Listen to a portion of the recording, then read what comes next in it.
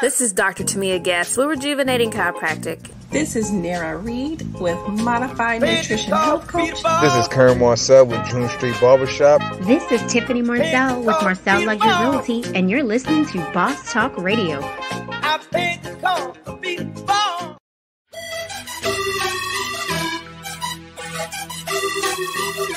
Welcome to Boss Talk Radio, the #1 online business and entrepreneurial talk show.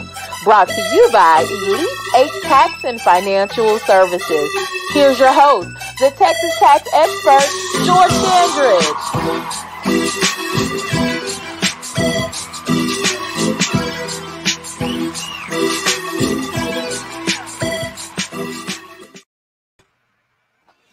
Good afternoon, everybody. Welcome to Boss Talk Radio. Got an exciting show lined up for you today. We're going to get into some controversial things here because you may not just like my opinion.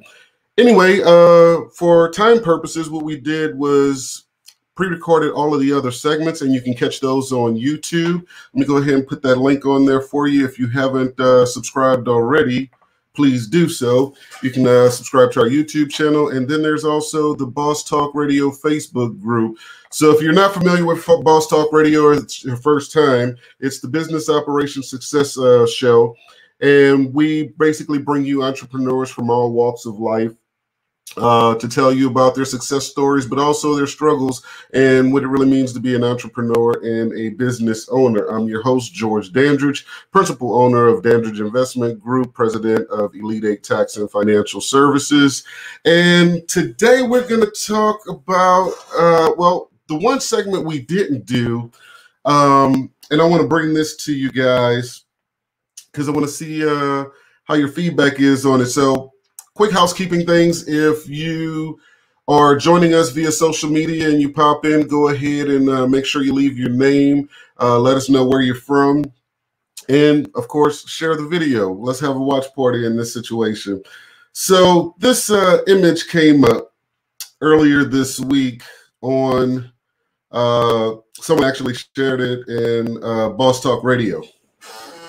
And I don't know what your feedback is on this, what you think about this, but they were talking about innovation. And that is going to be our word for the week. Our boss term of the week is going to be innovation.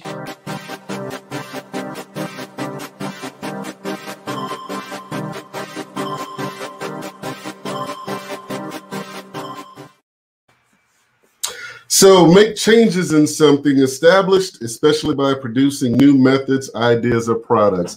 Listen, there's nothing new under the sun. Everything has been done. It's just a matter of remixing it and making it better. So that's where the opportunities lie for you guys to make money. And I think everybody that had a great 2020, that's what they found, was that they had to innovate. When I saw this image here, I was like, wow. You know, because when they posted, they were like, just like that, a pilot and a cameraman is out of a job. And I was like, yeah, well, let's go a little bit deeper. You got the guy that fuels the helicopter, the guy that does the maintenance on the helicopter. You know, there's a whole bunch of people that were put out of work because of this technology right here. So then what do they do? You know, does the pilot learn how to fly one of these drones? Because I understand that some of these cost a few $1,000s and actually have a pilot's license to them. You know, does the cameraman, you know, set up his own studio? Does he go and get a job at a news channel or another news channel, another capacity? You know, the mechanic, you know, what happens with all of this? So saying all of that to say, you guys want to stay ahead of the curve. You want to watch trends in your industry and be ahead of those and make sure, like, case in point for myself, I was hell bent on getting a brick and mortar office. And I kept falling back because the numbers didn't make sense. You know, all of my success was more online, and the people that were coming into the office were just paying the bills at the office. So we doubled down on the online business, and boom, you know, who knew a pandemic was coming, you know, but hey, God work in mysterious ways, and he'll keep you, you know, at all times. But The trick is being consistent to make your income resistant. And this really kind of had me thinking about another aspect in business here. So, good friend of mine, Winston Whitten, y'all might have seen him on when we were talking about the education aspect. He was on a live the other day. Apparently, there was a grocery store in New Orleans by the name of Rouse's, and I guess the owners outwardly supported Trump or something like that on the eve of the Capitol riots or whatever. And so some people were shocked, upset, etc. You know, and on this live, he got into talking about ownership, fully endorsed that. He got to talking about sacrificing convenience to protect your dollars and making people, you know, respect your dollars or whatever, and fully endorsed that. He got to this part about the business owners, though, and it was kind of a two-part thing, and I agree with part of it. One part of it had to do with the fact that we have enough. We have enough entertainment businesses and you know, food businesses and things of that nature. So look for opportunities to fill other needs in business. Now, here's where we have that hard kind of pause, because he spoke to having that hard opportunity, you know, to fill a need in business as it related to the Black community. And then he went on to talk about the responsibilities of Black business owners. So here's where this has got interesting. I actually invited him on the show today. He wasn't available to come on, but this is where that situation gets sexy, because I heard like all of these things culminated through the course of the week to lead to today's show. I heard this saying earlier that the people that don't do the work always have all the answers. Now, I'm not referring to him because he's deeply involved in community. As you guys may have known, he recently campaigned for a school board seat. You know, but I hear all of this chatter online about what has to be done to change, elevate the Black community, so forth and so on. And I hear this chatter about Black business owners giving back, or they're leaving the neighborhood or whatever. And it brought up this question for me.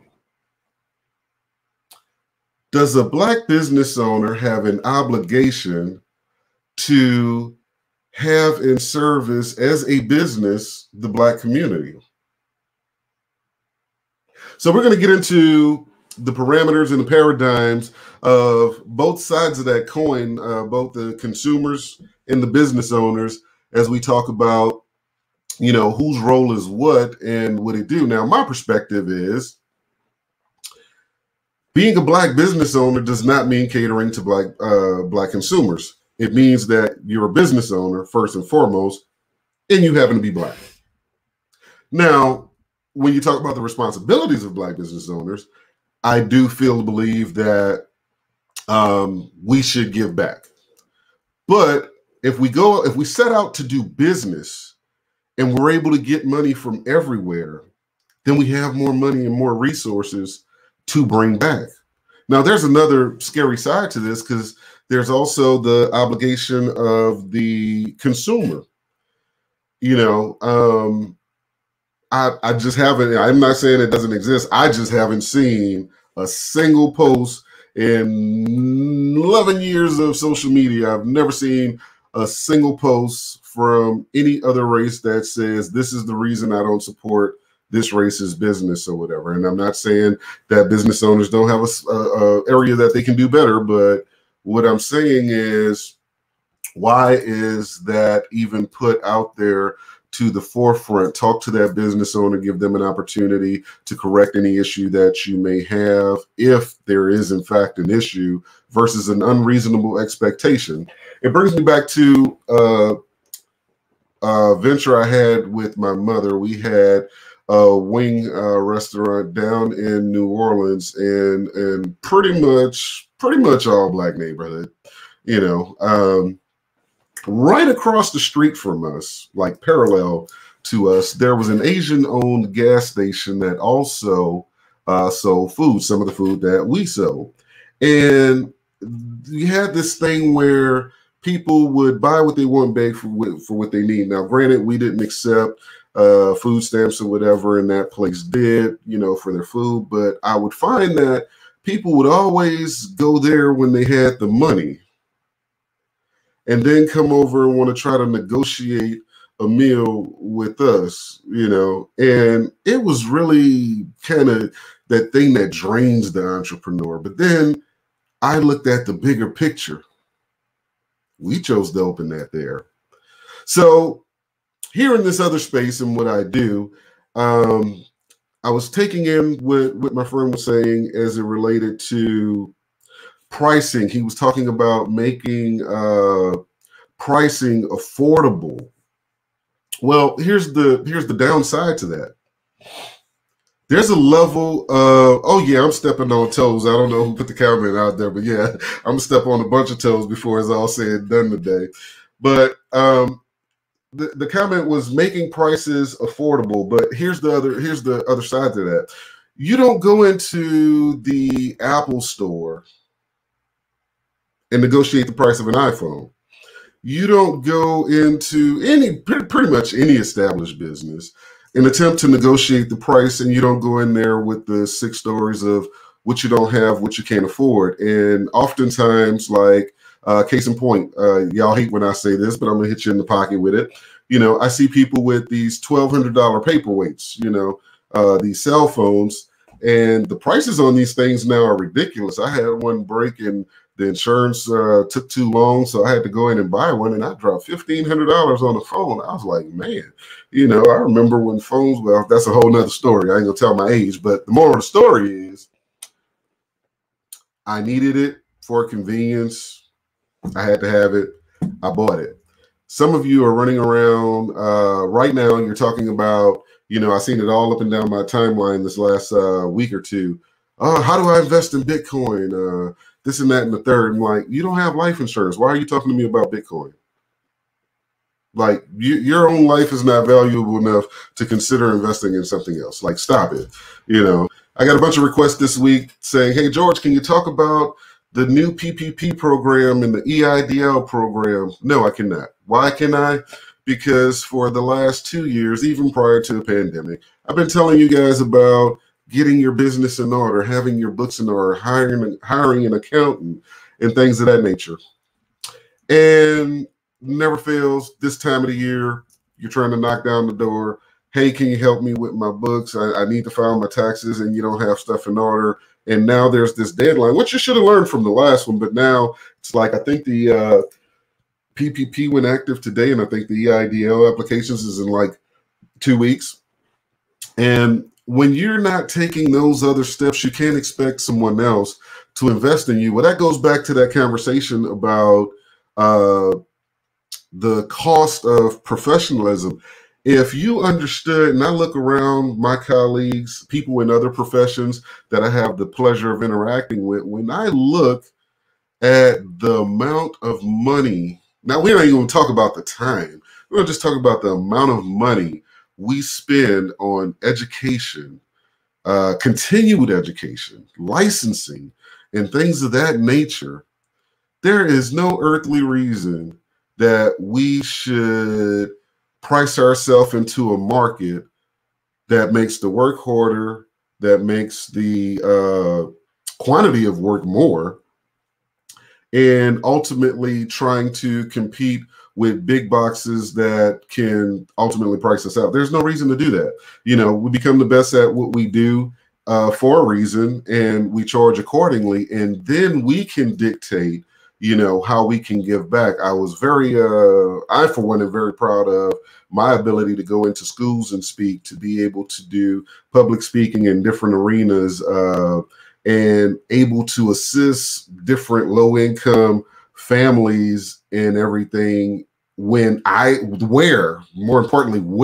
want to, because I can afford to, because I charge my worth when there's the opportunity to have a customer. It's not that you don't value your customer base, but it's like you have to value yourself and charge accordingly. So today, we have a special guest on that's going to lend her perspective to this.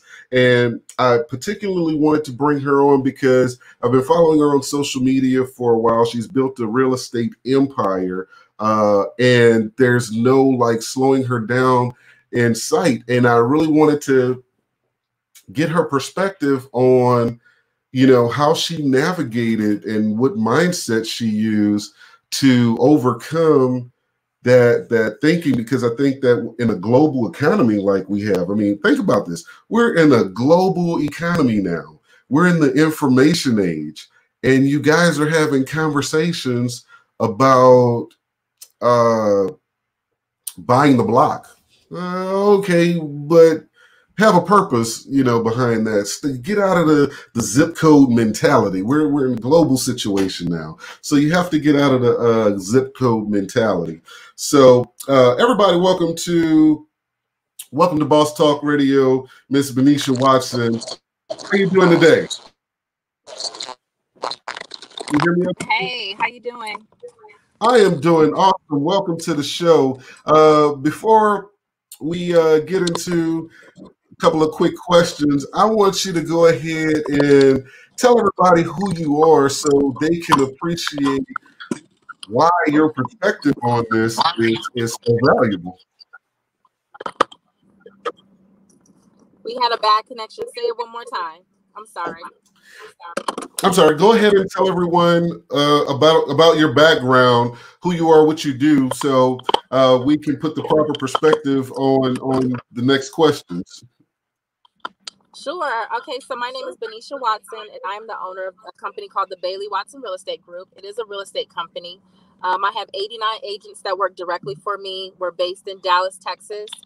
We have agents in Houston, Austin, Atlanta, Georgia, LA, San Francisco, Sacramento area, Louisiana, Colorado, Michigan, New York, New Jersey, Florida, and Boston. So we are a big company. A lot of agents are within my network. 2020, we closed annual sales over 99 million. That's transactional sales. And currently I have over $2.5 billion in commercial transactions and underwriting. So essentially I make about 1% of that. I'm also a real estate investor. I started in real estate as an investor, buying and holding and buying and flipping properties. In 2015, I got a license, started the company. And then I ended up becoming a real estate developer, buying homes, buying land, and building. So I also build custom homes all over Dallas. Excuse my attire too. I just came from the range, so I wasn't prepared, but Here, first and foremost, I want to thank you for jumping on, because it was a last-minute invitation. But that in itself speaks to part of what I'm talking about. The reason Miss Watson is able to be on today is because she created a life that allows her the freedom of jumping back in, giving back where she sees fit or whatever. You know, she didn't do the doll up thing, get ready for an interview. I reached out and she was like, hey, yeah, no problem. I can do it. But I got on range gear and I was like, hey, you know, shoot something. But very thankful for you coming on today. So here we go. Let's talk about your perspective on, you know, you started in real estate as a real estate agent. I know you have a military background and everything, but there was a mindset there. You, for whatever reason, elected to go across many states. You have over 89 agents. You could have decided to just be a real estate agent, but something changed in your paradigm and you decided to become the broker and then just own the whole thing outright, not stay just in residential, but also commercial, luxury, custom, or whatever. And here's one of the questions I have for you. Do you think that would have been possible if you had only catered to a Black consumer? Absolutely not. No. So when did you realize in business that, hey, I have to, I'm not compromising myself or my quote unquote Blackness by reaching out, but I'm a business owner first. I just happen to be Black. So, of course, I want to empower my community and the people who are in it. So, of course, I'm educational. I'm offering my services. But if I exclusively only say I want to cater to one group of people, then I'm excluding and discriminating against another. And that goes above what I stand for. I'm multicultural. My mother is Hispanic. My dad's Black. So for me to even pick one or the other, I would be out of pocket. So I would never do that. But of course, like for my own community, I'm always in the community empowering. I stay on panels speaking to people on how to own, how to buy land, how to be the lord of your own land. You know, if you're even going to buy dirt, don't sell grandma's house, buy the block, all that stuff. I'm always educating and empowering our people. And unfortunately, we didn't come from that kind of background. A lot of us, like we have people in our community whose our grandparents had stuff and passed it down, but you know, we're just lacking in that aspect, in the knowledge. So at this point in my career, I'm more of a giver. So I'm always talking and telling and trying to help. And the beautiful thing about that is that you've positioned yourself to be able to do that. You could not do that if you were trying to figure out how you were going to pay the rent from your next real estate sale. Oh, yeah. Yeah, definitely. I mean, once you get out of survival mode, it's a whole nother level in life, period. It doesn't have anything to do with real estate. It's just about your mindset. One more time for the people in the back. Say that one again. It's a mindset thing. Once you're not in survival mode means I'm out hunting. I'm always trying to get my next kill. How can I eat? How am I going to get my family to eat? But now the projectile gets bigger and the platform gets bigger when you're not in that hunt mode. So yeah. And you know, I've watched you just in the last probably 10-15 days. I don't think you've been in the same city for 48 hours yet. And you were like, you pulled up, you were like, home sweet home. I was like, oh, she actually lives somewhere. But what would you say to the entrepreneurs, business owners who are new or young in business that feel compelled to be in a typical Black business space, such as a restaurant or a nightclub or mobile detail, like the traditional things that are so confined? As far as business wise? Yeah. What would you offer them as far as looking at other options for scalability? So if you're going to go to other options, I mean, just the same way that you work for a company or a corporation or wherever you put your energy into, keep that same energy and give that to yourself. Like the best investment is you. So if you're going to try to scale out and make something happen in your own life that's outside of going to work in a 9-to-5, you have to keep that same energy, put that same effort. When someone says, can you stay late? The same way you say yes, you do that for yourself. The same way you wake up early to get in traffic so you're not late. Or if they say you've been late so many times and you're going to get in trouble if you don't show up, that same energy, put that into yourself and it will manifest into something greater if you just give yourself the same energy. I think a lot of times what happens is that we don't have enough confidence to give it to ourselves, but we'll give it to other people. And I think there's another part to that too. I said this earlier, somebody went, wow, and I didn't think it to be profound or anything, but $1 wisely spent will never abandon you. Oftentimes, people do not invest in themselves. They invest in these other things. And, when it comes time for themselves, for whatever reason, they make an excuse. Right. But $1 wisely spent will never abandon you. It's like the Isley Brothers song. It'll always, well, I ain't going to try to sing and bring you off, but it always come back to you, and I think that what we give as entrepreneurs, the part where we give, people don't understand the choice. I was watching a video by E.T., Eric Thomas, earlier today, and he was talking about being fully committed. And that part when he got into, he's like, I asked for 60 grand for, one of my talks because I know they have it and they're going to make millions after that or whatever. And they're like, well, ET, you charged him $10,000. Well, it's my choice to do that. And I was like, yeah, that part. We put ourselves in position to choose. And I think that on the consumer side, people fail to recognize the risk we take. They see the rewards, because they may see a lifestyle or whatever, but the risk that we take. Right. What was it like for you jumping off the porch to say, hey, being a real estate agent is not enough for me? I think it changed when I was mentoring other realtors and I had only been in the business for like 6 to 8 months. Wow. And when I was giving back, just if someone asked me, I always give them, I always help. But then it started really, like, I started looking around, like I had 12 people asking me and then 20 people asking me and then more people asking me questions. And I'm just like, maybe I'm doing something that other people are not doing. Because I'm not from Dallas. And I'm glad that I wasn't, and I'm glad I didn't know a lot of people, because then I probably would have had a standard in my mind of what other people are doing versus me just being me. And so when I ended wait, what you was doing? Just being me. Your authentic self is the most valuable thing that you can ever do. I get so sick of people trying to box themselves in. Like my uncle always said, well, you don't have to think out the box if you don't get in it. That's right. Be your authentic self. Yeah, even your mentor can put you in a box because you're trying to emulate someone else that you look up to. And what if their standard is only to do 10? Maybe, okay, the average realtor sells 8 to 10 houses. And what if my mentor's standard was 20 houses?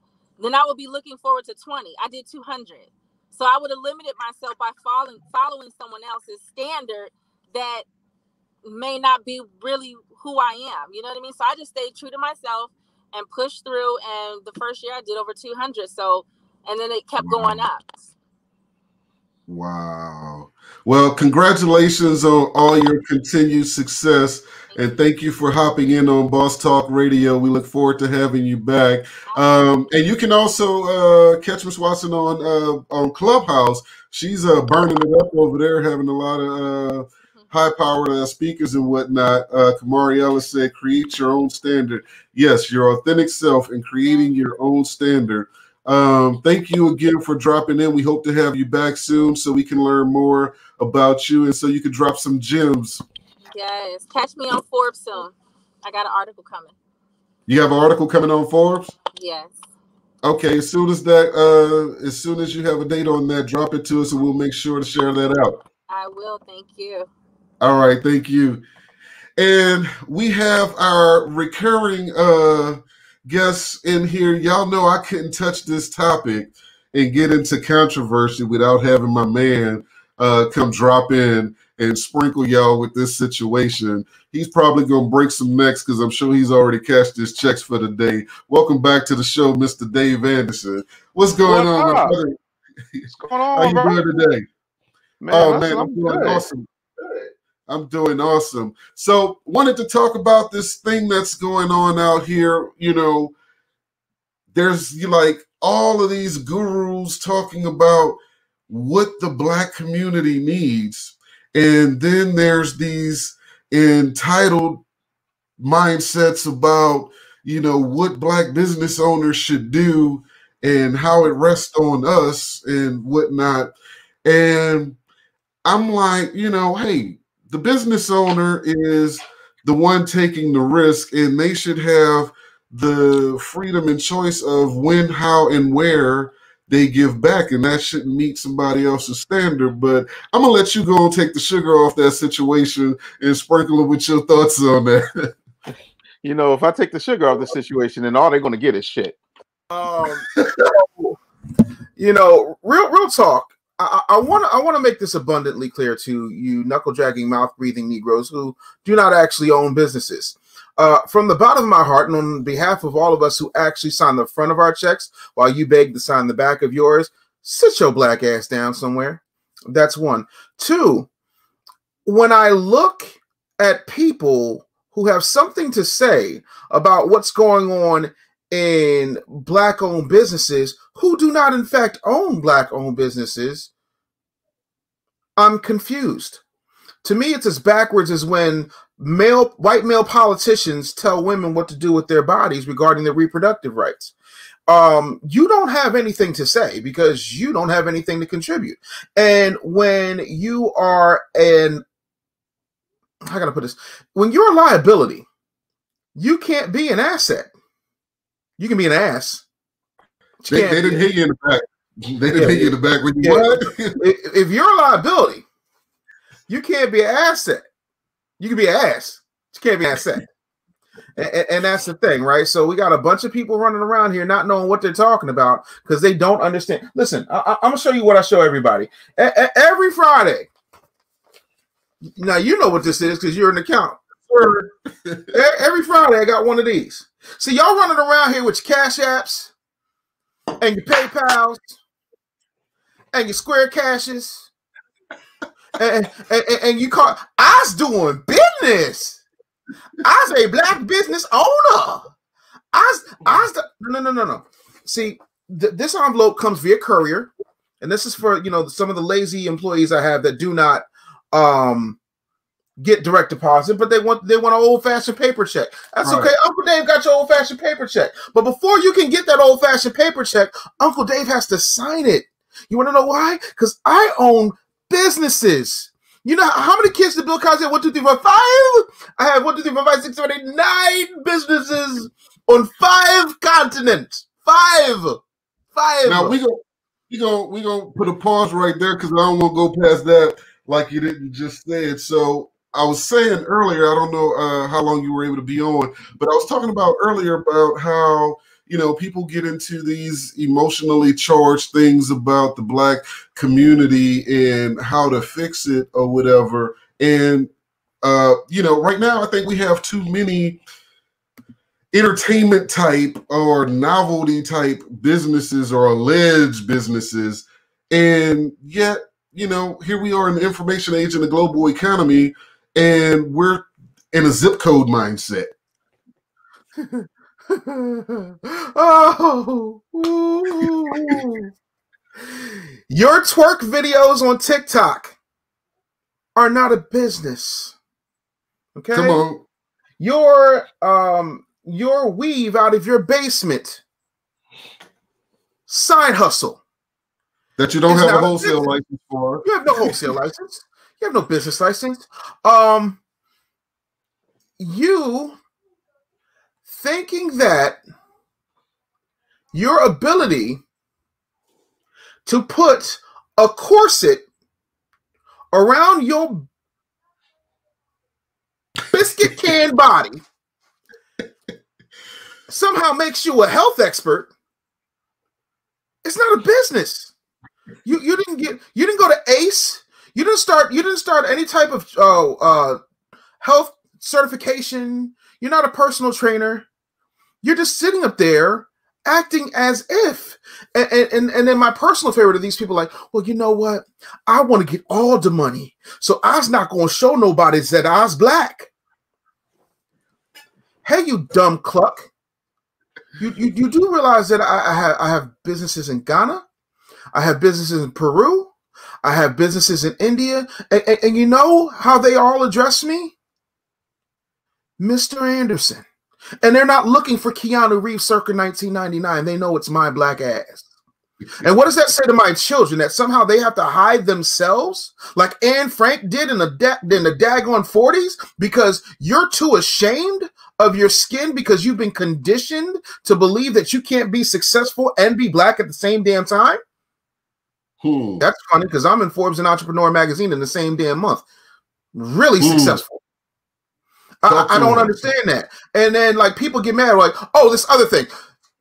Fuck you for trying to shame me. I'm going to say that again. Wait, I was about to say they didn't hear that one either. let me say this slowly for you. Fuck you for trying to shame me, because while you were panicking and crying and hoping that Master Joe or Uncle Donald or Goofy, Pluto, Minnie, or anybody else of the goddamn Disney universe was supposed to come down from on high and bless you with another stimmy. Ooh, I need my stimulus check. I had the best financial year of my life. You want to know why? Because everybody. Listen, the reason why is because everybody was at home. So I had a captive audience. And people got to sit down and realize that I don't just sit around and cuss people out for nothing. That I actually have some business acumen. That I built a toilet paper company, the top Black-owned toilet paper company in 60 days. It's been Black-owned toilet paper companies for years that have been resting on their laurels. And I built a luxury premier toilet paper company in 60 days in a pandemic and made wins. The couple that I luxury. Did you just say luxury toilet paper? Listen, see, here's the thing. Let me explain something to you, right?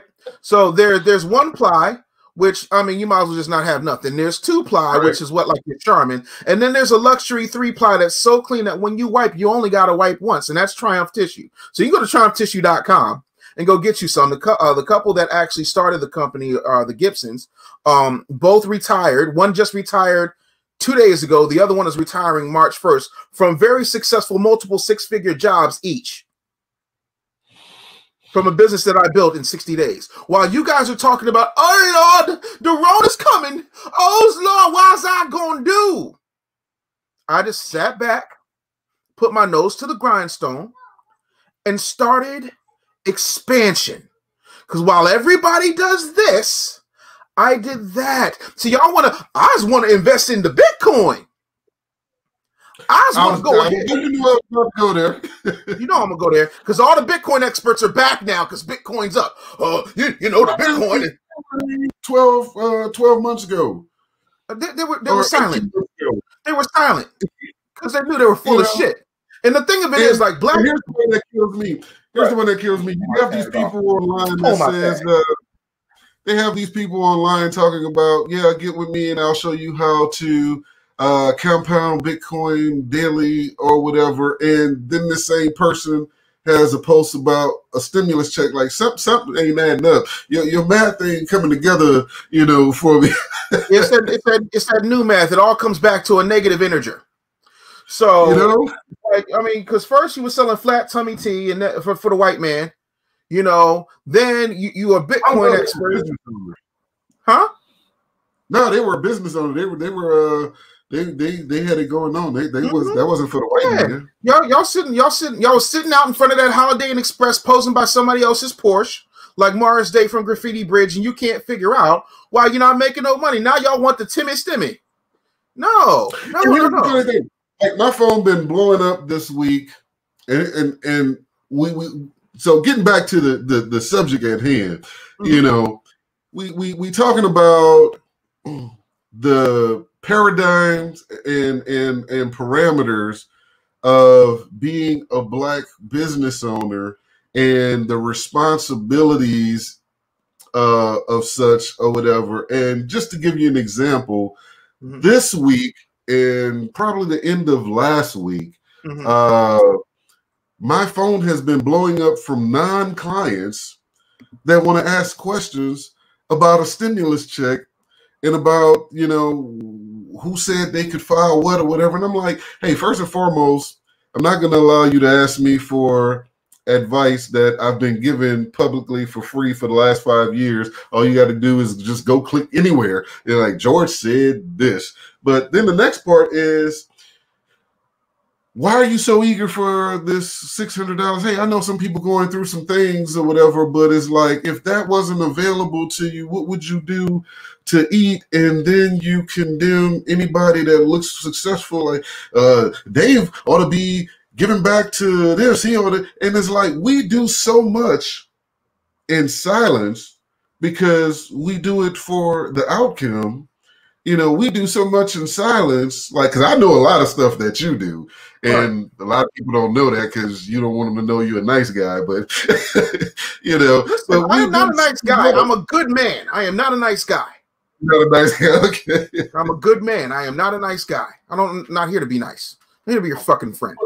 You know? But yeah, I mean, we do so much. But I think that since we created the lane and the resources that allows us to do what we want, how we want, with who we want, we should not be getting a charge from the cousins that don't participate in the growth. I forget the name of that story where the little character was baking the pie and nobody wanted to contribute to, you know, the process of baking the pie, but everybody wanted to eat a slice. Yeah, I don't know that story either. But you know what I do know?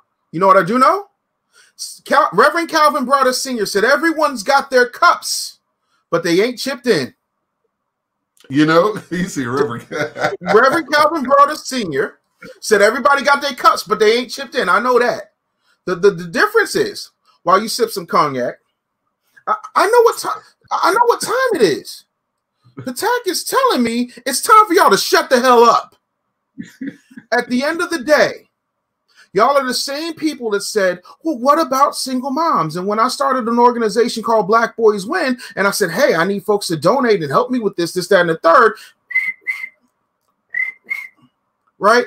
You don't get to tell me what to do with my money. When you black people who love all these government dollars going to HBCUs, don't show up to the bursar's office at Howard University where I got to drop off a bag to Mr. McDougal, but yet still I see Asian kids on full scholarships coming out of the same financial aid office. Mm-hmm. How does that make sense? Right? Oh, you know, we don't want to talk about, you know, the fact that the dollars went to the school but wasn't designed to go to. We don't leave that alone. Yeah, they don't want that. They don't want that. So that's another show. Like I don't understand. Like, you know, Reverend Mason Betha famously said, "It's like y'all be talking funny." I don't understand the language of people with short money. You don't have hearing all of you pseudo hyped up incense burning herbal tea sipping coons. Talking all of this stuff. You love to talk about revolution, right? So let's look at revolutions for a minute. It's time to revolve or evolve. It's not even that for me. My issue with the revolution is how you going to pay for it, you dumb clucks. The reason that Washington and Adams and Jefferson and Franklin were able to take out the finest army since the Roman Empire was because they had the bread to do it. And I heard one of those revolutions said, I can't help the poor from one of them. Yeah, no, the best the poor. Sorry. Like, why should I apologize? Y'all wasn't apologizing when my mother was in the Richard Island projects. Was y'all apologizing then? Y'all wasn't saying nothing then, was you? So how do you get to this place where, you know, people who don't want to ride on that journey, that struggle to the top? Because, you know, some people think Dave Anderson just, you know, one day got in front of a camera and the next day he was rich. That's, you know, your overnight success. Really? So explain September 19th, 1987, when I got my first radio contract, making me the youngest broadcaster, black or white, to have a contract for radio full time while going to elementary school. Explain that Who shit. took you there? My mama. If she couldn't took you, did they have people lined up outside like, hey, I got him, I'm gonna take care of him today? Oh yeah, sure they did. They had the Southeastern Pennsylvania Transportation Authority. I could get on the 26 bus to Broad and Alley, take that all the way down to City Hall, transfer to the Market Frankford line, and get off at the University of Pennsylvania and walk my black ass there, which I had to do sometimes. So like I don't give a fuck about what nobody has to say because you weren't there, none of this shit. And when I was telling y'all, come with me, y'all told me I was loud, I was too much, I was this, that, and the third. And that's fine. The difference is I can't hear you from up here. I'm sorry. Your opinions mean more to me than a warm bucket of hamster vomit. I don't give a fuck what you think about Dave Anderson. Because you ain't writing my text. The funny part to this is I get the charge all the time where, you know, people be like, oh, he just being petty. He petty. Like, no, you sitting here checking me out because you want to say what I'm saying. You just can't afford to because somebody signing you. what scared your payroll boss. Huh? You know, somebody signing your paycheck, hold payroll, somebody, you waiting for the signature. And, you know, I've put myself in position to not have to wait for that. And I don't think people appreciate, and this is the other part I was talking about, the risk and rewards. You know, Dave Anderson, George Dandridge, they don't know what a hard day is. They just got it like that, you know. You know, they just got it like that. You don't know what a hard day is. You know, nobody knows George slept in the back of an 83 Fleetwood Brougham because he didn't go sleep beside Salvation Army or whatever. But you didn't get me here, and you didn't want to come along and do this work. You know. So Friday, the other day in the show, I set my cognac before this hard stop where I'm going to meet with some colleagues and chop it up about, you know, what we doing for 2021. Yeah, so here's the thing. When the entire industry told me I was no good, and I had the same phone number, was the same exact person who made people millions of dollars, and I wound up homeless, losing both of my cars and my apartment, and that piece of shit person I was with at the time. And I remember sleeping under the lights of a Brahms. Brahms is like a Dairy Queen for people who don't know, you know, and they sell burgers. It's just like Dairy Queen. And I remember sitting there, you know, crying my eyes out. I also remember going to 360 and Carrier in Dallas. There's a Quick Trip where I famously wash my nuts every day. So this shit just didn't fucking happen, right? When you figure out that you can spend a few dollars and take a shower at a Planet Fitness, you know, then things get a little bit better. And as homeless people go, I was doing all right, but you don't get to tell me shit. They didn't hear that way. You don't get to tell me shit. Hey, and that was an investment, you know what I mean? Right. And the difference is, right, this is why I'm different than most people. And George understands this because George has been homeless. When you're a homeless, anything that happens to you is better than being homeless. And then when you're heavy and homeless, how you going to beg for food? You don't know my life. You people have no idea the hell I went through. So at the end of the day, now that I've been able to carve out my little piece of heaven and take care of my two girls and be able to toss my mama some money, if my brother needs something, he got it.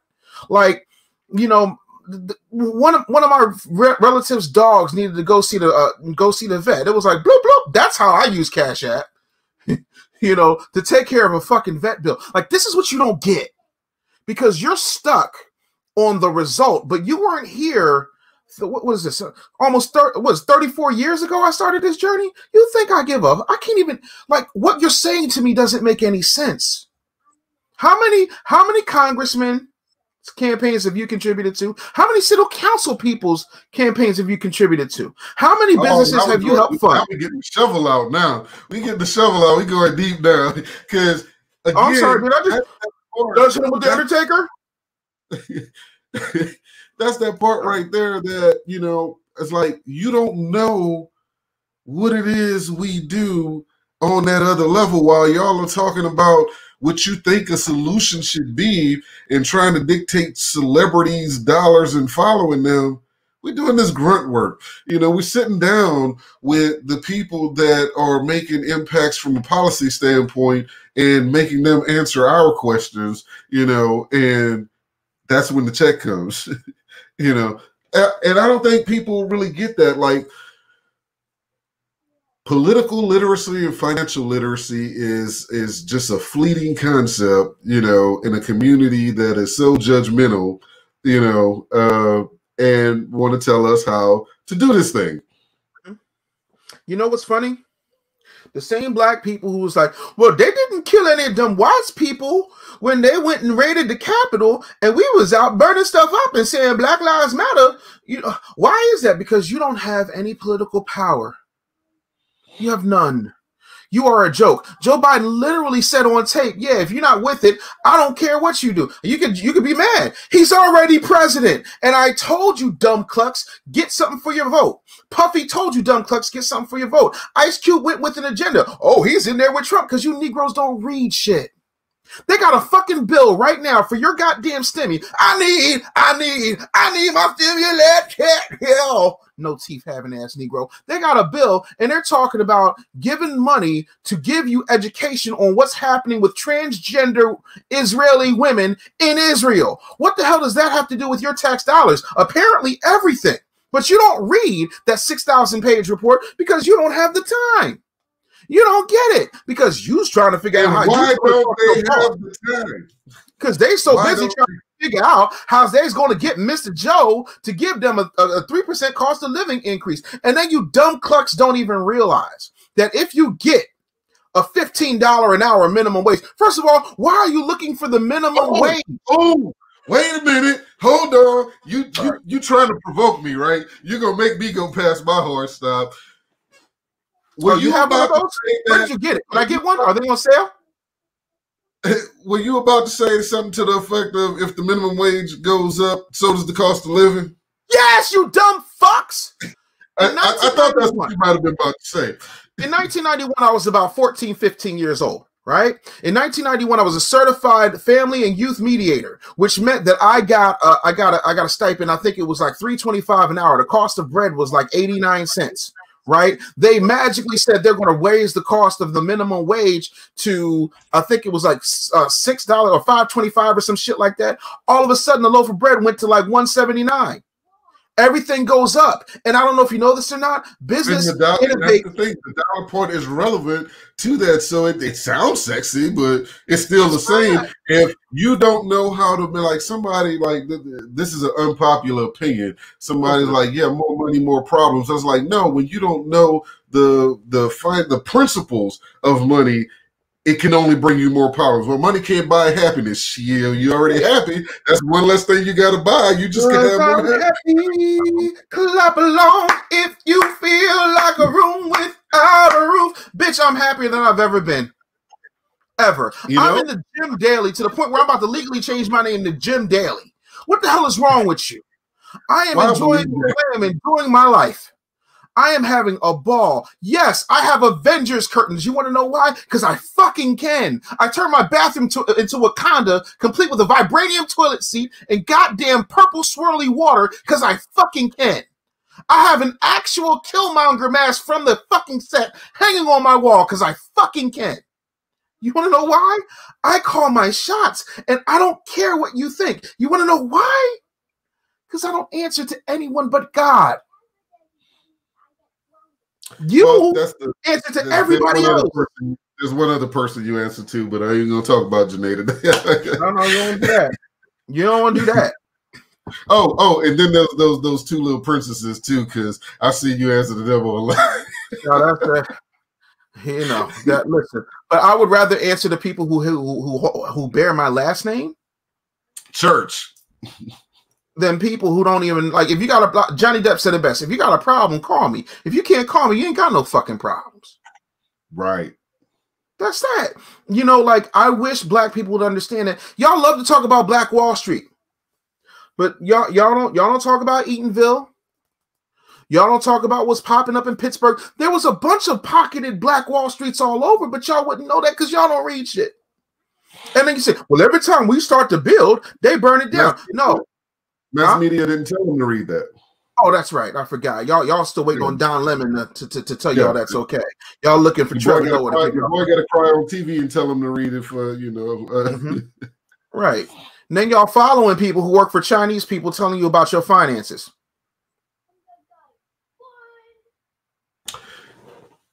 Then that's the disconnect for me. This is the disconnect for me.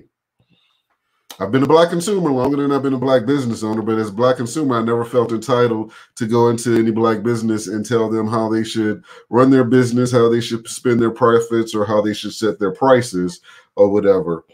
It's unlike black business or any other business, at the end of the day, I either couldn't afford to be here or I can't. Real simple. Or even past the 40, I either want to be here, or I can't, because sometimes it just doesn't look like value. Like I was back in New Orleans during the Thanksgiving week, and I hadn't been home in a while or whatever. I forgot where I was going, but pulled into a parking spot that I used to park in back when I was like in high school, and the parking was like $25. Did I have $25? Sure. Did I want to spend $25 to park somewhere I used to park for free? Hell no. I know where I'm at. Just because the landscape changed, I mean I'm not at where I'm at. I know who come through here. That's right. That's right. And that's the thing, George. I'm gonna tell you something else that I don't understand. Y'all are so concerned with the fact that Donald Trump paid $750, but some of y'all ain't filed taxes since the Reagan administration. Ooh. Wait. I'm trying to figure out how he let them get him for $750. What happened? What? Ooh. George? That was at the end of a lapse of a long period of history. See, people saying 750, they didn't say 750 of what type. That was the part they missed. You see what I'm saying? There's different types of taxes. Yeah. So, you know, and meanwhile, you want to debate with me about a tax preparation price when I have the different landscape paying premium dollars for tax planning, preparation. See how those don't sound alike? Really don't. You know, and the reason that they're able to save in the savings, that's what they're investing. They're not trying to. Y'all, come on, man. Y'all out here trying to invest. You know, your light bill money. You know, hoping you're gonna get a quick flip out of Bitcoin, man. You know. Oh, wait. My personal favorite. But you know, my cousin, when we did the susu, and everybody put in, and then just get it. It was hot. It wasn't just like that. And I told people at the beginning, I was like, it sounds real good till somebody get burned, somebody drop out or whatever, then the whole thing fall apart. This ain't, I was saying at the top of the hour, man, there's nothing new under the sun, nothing that hasn't been done. It's all about innovation. I mean, right now, Clubhouse is like one of the hottest things on social media, but I'll be damned if it's not the 90s chat line just digitally reformed, and there you go. You know, listen, black people have been doing this shit. Black people been doing this shit for the longest. Black people invented Uber. It was called a hack. Dollar cash. I just learned it.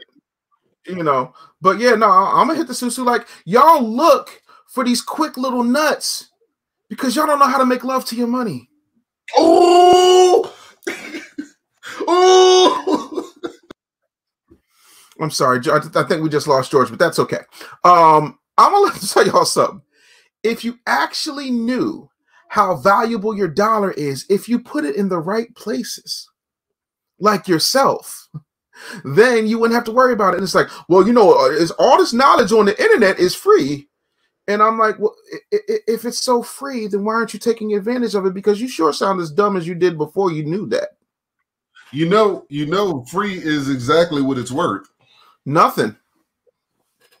Free 99 has been worth the same thing no matter what aspect you're talking about. You know, free 99 will never get you a proper return on investment. Sometimes it'll get you in the park, you know, and you can buy some other concessions, but free 99 is never going to get you in the door. Somebody say, George, what just happened? Dave had me dying laughing. I was beating the desk and knocked the damn camera off the desk because Dave had me weak up in here. Talk about y'all don't know how to make love to your money. Y'all here getting these quick nuts. You know? Like once I understood that if I spend more than I make, when I spend more than what I make in my business, because I'm a job creator, I'm an asset to this country. See, this company you call the United States loves people like me because I employ Negroes and white people and Indians and Filipinos. I am the guy. You know how Barry Manilow says, I write the songs, I write the checks. George. And because I write those checks, right, the government's like, hey, Mr. Job Creator, we're going to give you all of these wonderful little tax breaks That's why Uncle Dave has Armani glasses. That's why Uncle Dave has 3-carat earrings. That's why Uncle Dave has $200 haircuts, because Uncle Dave is a public figure. And because of a public figure, mystery. Like this shit, it's not a fucking mystery. It's right there. The Internal Revenue Code is for everybody. Is easily accessible. You know, and here's the best part about it. Here's the best part about it. IRS Gov is actually free. Oh, but free. You can pay people like myself to interpret it for you. That's right. You want to know why? You know why you pay George? Because you don't want to fucking do that shit. Here's why. You don't want to fucking do that shit. Let me explain something to you how it works when you actually make money. When your time is actually worth money. Wait. So when your time is worth money, because y'all still want $15 an hour as opposed to $15 every millisecond. Because y'all can't even do that math, but that's okay. When your time is worth money, you'll realize the importance of not washing your own clothes, the importance of not going to the grocery store and spending 3.5 hours buying shit you could easily get at Instacart or on Amazon and delivered to your door in 35 minutes. You understand the importance of taking that time and putting it toward where you say that you want to be. Everybody likes to talk about how they want to be rich, but nobody wants to do the shit it takes to get there. Y'all want to win the lottery, so you'll sit up there and you'll scratch off. You just be scratching like somebody with a bad case of crabs, and you can't figure out why you can't make no money in the lottery. Because the lottery is not designed for you to make money. The lottery is designed to take money, right? So if in fact you reinvested just a portion of your bi-weekly insult that you call a paycheck, you morons. Let me break it down real quick. Side note, if they're paying you $50 an hour, did you ever stop to think about how much you're fucking generating for them? Fucking I'd say that to the people that judge what the athletes make. I tell them all the time, hey, look, athletes make a lot of money for a short period of time, but consider this. Who's signing their check? What kind of money? They don't want to hear that. Why ain't nobody talking about what they should be doing? Why is nobody talking about this athlete? Like, for all the money LeBron James got, understand this. Somebody signed the check. None of these athletes are buying teams. None of these athletes are writing any serious checks to make any serious long-term change. None of these rappers are buying into any distribution channels. Oh, and Jay-Z selling title. So, yeah, I heard about that. We have another guest popped in. I told you I was going to have surprise guest today. It was like I didn't know who was going to pop in, when, or whatever. But we want to bring this brother to the set, Mr. Philip Dunn. Welcome to the show, sir. How you doing today? Hey, what's going on, Brother George? I'm doing great. I want to thank you for having me on today, man. I'm a big fan of the work that you do and the content you put out. So glad to be here. Dave, great to meet you, sir. Definitely a business bully. I love it. I'll leave you to it. So Philip Dunn has this program, 2 parts. We have Black Business Focus and A Seat at the Table. Yes. And this is going to be like great because you can lend perspective to this. So you deal with this all the time, this narrative related to the solution. In fact, you put out surveys all the time about the solutions to for Black businesses, for Black consumers, for Black community, or whatever. And you spend a lot of time studying resources trying to integrate those things. And so the question was, or became, in a place where we have the global economy. Yes. The information age, the instant access. Why are we having zip code conversations about what needs to happen next? And why is so much weight put on the Black business owner to, for lack of better words, cater to the Black community, because in my opinion, you're a business owner first. Right. And if you elect to do business the way business is done, then you open up the gates of opportunity to all dollars. Now you can discern what you want to do with those dollars, whether it's bring it back to the Black community or whatever. That's your own issue or whatever. But what is your take on that? Well, before we do that, answer that. But before you answer that, give everybody a little bit of your background so they can understand why you're qualified to render this opinion. Okay. Thank you, George, for answering that or for posing that question. I'm going to tease the response to that question by saying this, and that is that Black business owners, in your everyday life and your business practice, you should buy Black but sell to everybody, right? You should buy Black but sell to everybody. You're not going to be able to buy Black all the time. So one more time. One more time. One more time for the people in the back. You should buy Black but sell to everybody. And we'll expand on that. Sell to everybody. That's right. The key right there. The condemnation of where and how you should operate is a false narrative. It's got to go. Right. You're in business. You have to sell to everybody. Sell to everybody. Yes. And so let me tell you and your listeners just a little bit about who I am. George. He kind of introduced that I have the Black Business Focus Group and I also have To the Table. The Black Business Focus Group is an online community where, the Black community can come together alongside Black-owned businesses to help transform the Black community.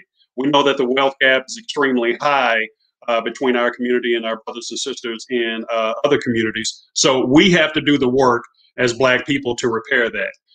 To the Table is an online directory rating and review service. Again, that's open to everybody to come and experience the value of businesses from the Black community, businesses from the white community, Latino community.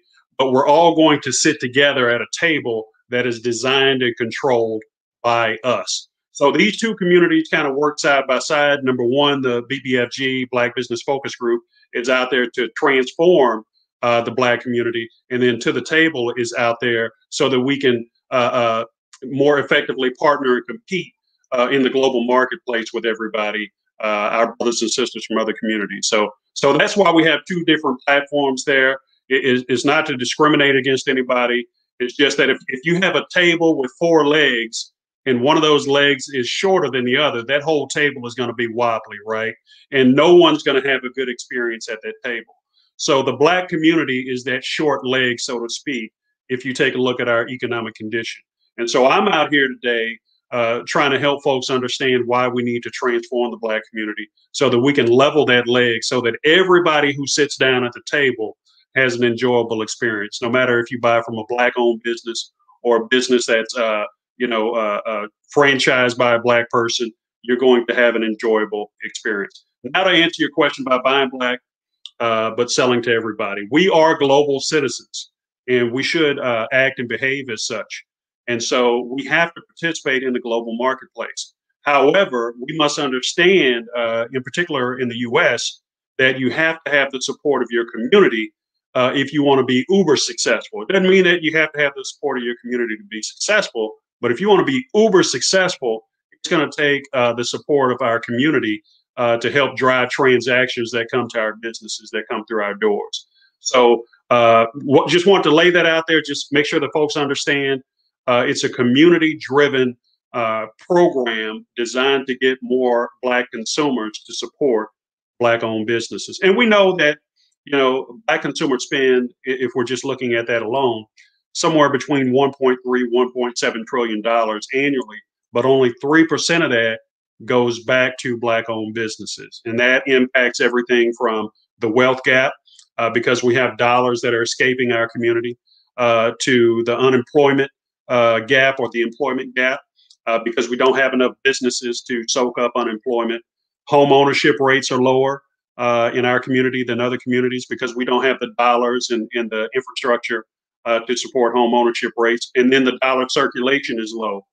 One of the things that was highlighted in the Greenwood community in Tulsa, Oklahoma, is that a dollar stayed in that community anywhere between 21 and 28 days.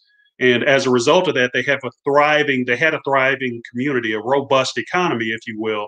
So before a dollar left out of that community, it spent 28 days in that community. And that's what we need to get back to today in the Black community. And if we can do that, George, we can transform our community. And that means more profitable taxpayers that come to Elite Eight to get their taxes prepared. And I want to ask you this part, though. Do you feel there's an unjust, unbalanced burden on the business owner, the Black business owner, versus the Black consumer? Well, I think that the Black consumer is working with years and years and generations of conditioning that says that, I'm going to hold that Black-owned business, accountable to a standard that I wouldn't hold any other business to, right? And so that's why we can go to a Black-owned business and we'll find, 9 or 10 things wrong before we've even, sat down and had a meal, if we're going to a restaurant. But we can go to a mainstream business and, the ice cream machine is traditionally known not to work there, and we'll still go back there. Not mentioning anything. USA. And so I think that with that conditioning, George, part of my job is trying to break down some of that conditioning on the consumer side, but then also helping Black-owned businesses with raising their standards of quality on the business side. So it's a two-pronged approach that we're going to have to take in order to correct the imbalance that's taking place in our community. Okay, and then so what do you feel to believe the responsibility is of Black business owners to the Black community? And let me frame this, because I'm not talking about Mr. Wilson, who owned the corner store in the neighborhood for 4 generations. But you have a new business owner, maybe brick and mortar, maybe not, or whatever, has a service or whatever, and they never quite hit a success point in that target, what they thought was going to be. But then they start to see the landscape of their client change, and dollars start to come in. What obligation or responsibility do they have to the Black community at that point in time? Because somehow there's this mantra that if you were Black and you were successful, Black people made you successful. Right. When more often than not, that's not the case. Right. Well, the obligation, I think, it doesn't always have to take the form of, I hire 100% Black people in my business. No, it doesn't always have to take that form. It can take shape in other forms. If you are that successful business owner who's found success in other communities, perhaps your obligation looks like, maybe I donate to an HBCU college fund, or maybe I donate to some nonprofit that's, helping to impact the community. So it doesn't always have to look the same across, every organization. There are some Black-owned restaurants, George, just like Asian-owned restaurants, where they only employ Black people in the restaurant. There's an Asian restaurant that I frequent here in my community. I can walk in and see not one Black person working in that restaurant, and I'm okay with that because I understand that they're taking care of their community. And so others have to be okay with the fact that we also have our own restaurants, and we need to work in those restaurants as well. And so if we're able to do that, then we should, definitely give those opportunities. But where we can't, then let's take a look at some non-direct forms of supporting the community as well. Yes, absolutely.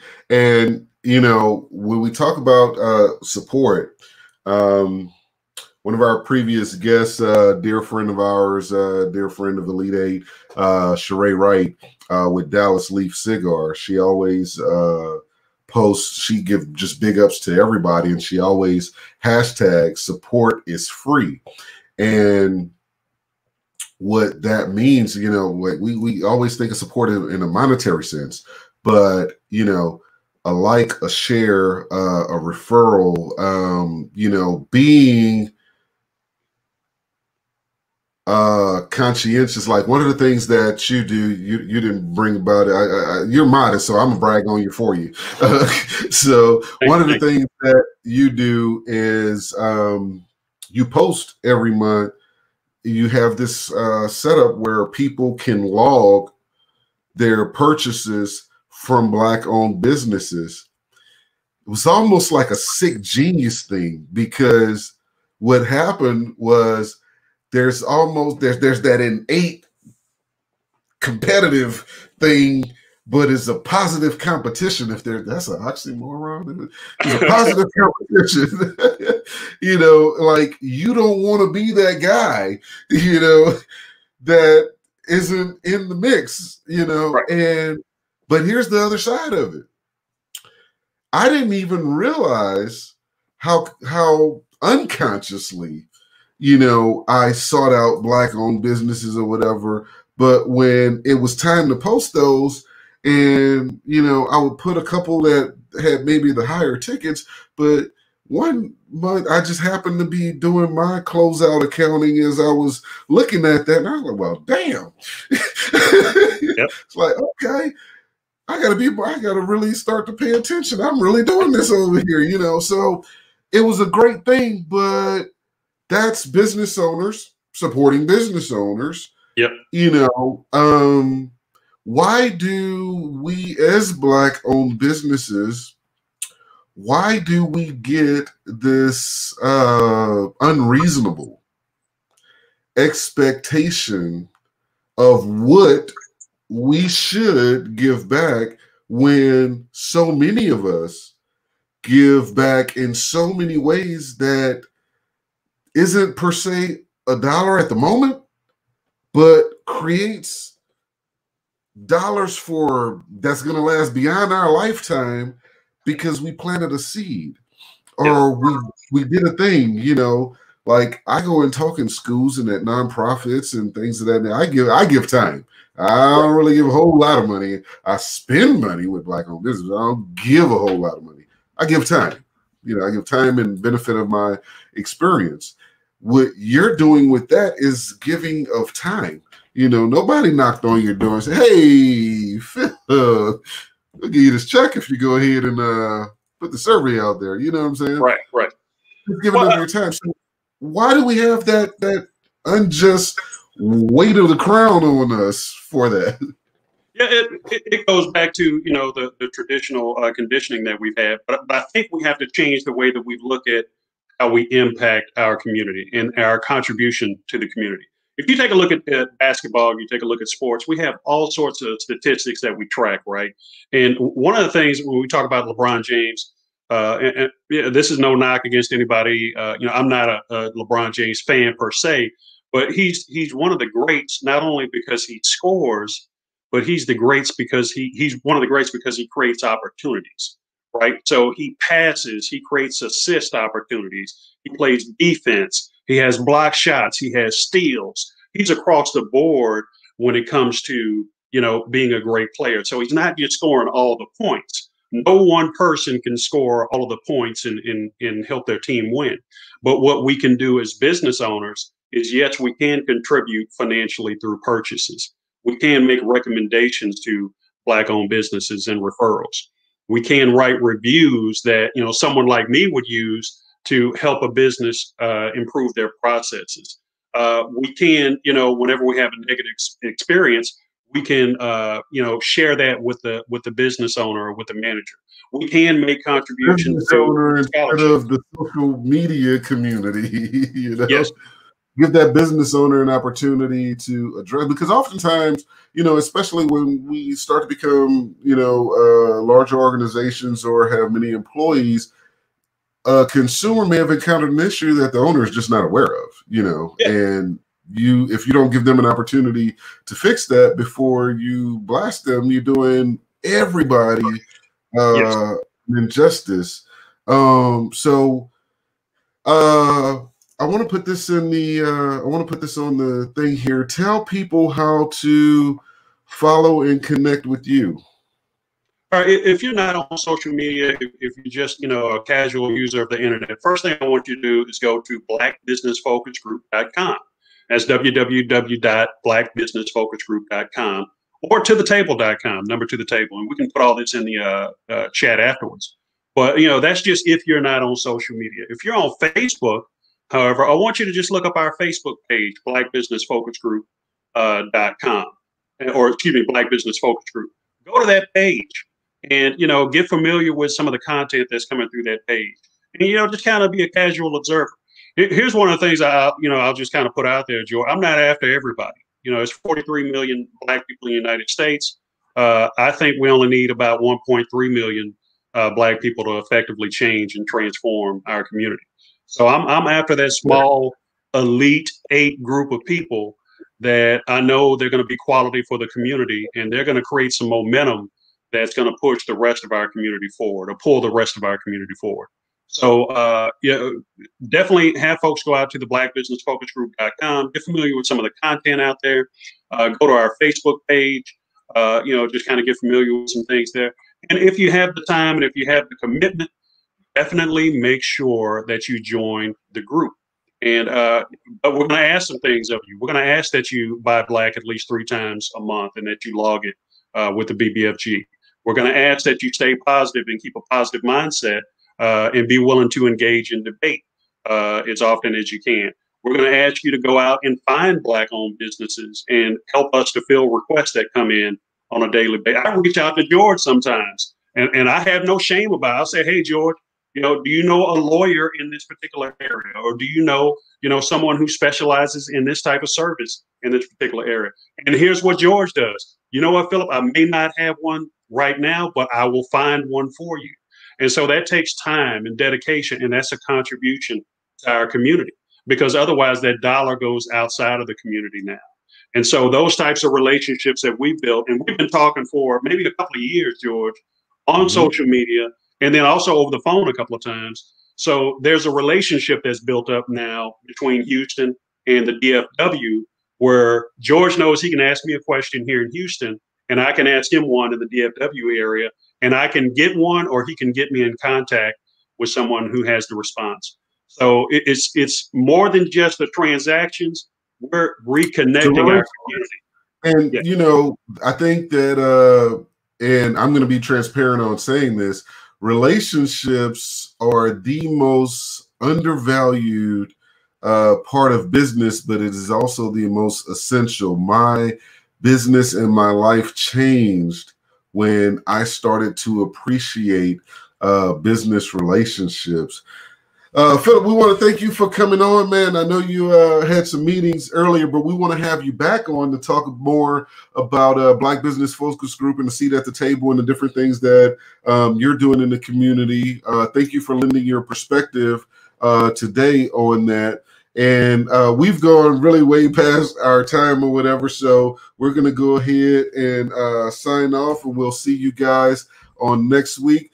Peace, love, my brother. I'll talk to you later. Thanks, George. Y'all have a happy New Year.